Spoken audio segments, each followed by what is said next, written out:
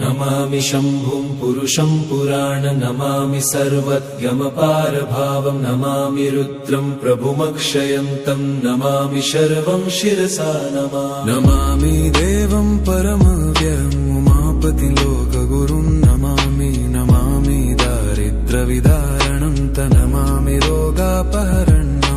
नमामि कल्याणमचिन्त्यरूपं नमामि विश्वोद्भबीजरूपं नमामि विश्वस्थितिकारणं नमामि संहारकरं नमामि गौरीप्रियमव्ययं तं नमामि नित्यं क्षरमक्षरं तं नमामि चिद्रूपममेयभावं त्रिलोचनं तं शिरसा नमामि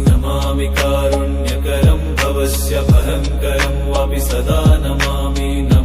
दातारं दीप्सितान नमामि सोमेशमुमेशमादमामि वेदत्रयलोचनं तं नमामि मूर्तित्रयवर्जितं तं नमामि पुण्यं सदसद्व्यातितं नमामि तं पापहरं नमामि विश्वसहितेररद्द नमामि रूपाणि बहुनि धत्ते यो विश्वगोप्ता सदसत्प्रणेत नमामि तं विश्वपतिं नमामि यज्ञेश्वरं सम्प्रति हव्यकव्यं तथागतिं लोकसदाशिवो यः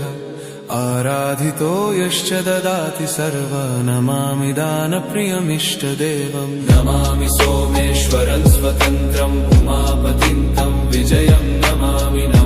विघ्नेश्वरनन्दिनाथं पुत्रप्रियं तं शिरसा नमामि देवं भवदुःखशोकविनाशनं चन्द्रधरं नमामि गङ्गाधरमीशमीड्यमुमाधगं देववरं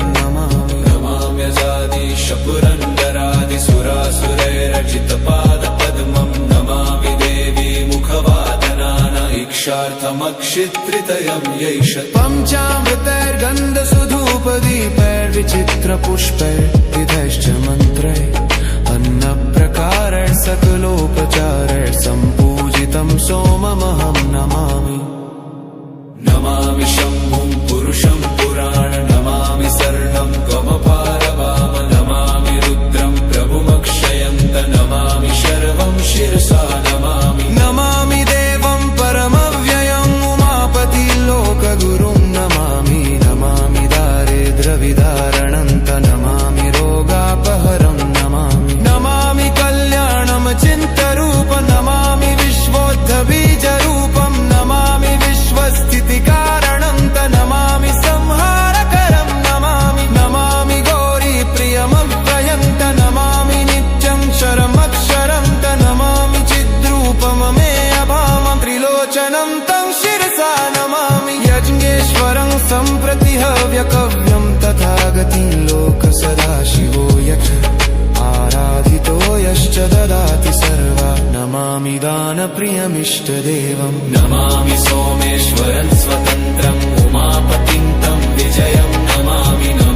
विघ्नेश्वरनन्दिनाथं पुत्रप्रियं तं शिरसा नमामि देवं वरदुःखशोकविनाशनं चन्द्रधरं नमामि गङ्गाधरमीशमीड्यमुमाददं देगवरं नमामि कल्याणमचिन्त्यरूपं नमामि विश्वोद्भबीजरूपं नमामि विश्वस्थितिकारणं नमामि संहारकरं नमामि गौरीप्रियमव्ययं नमामि नित्यं क्षरमक्षरं नमामि चिद्रूपममीयभावं त्रिलोचनं तं शिरसा नमामि शम्नेश्वर सम्प्रति हव्यकवं ततिं लोकसदाशिवो यः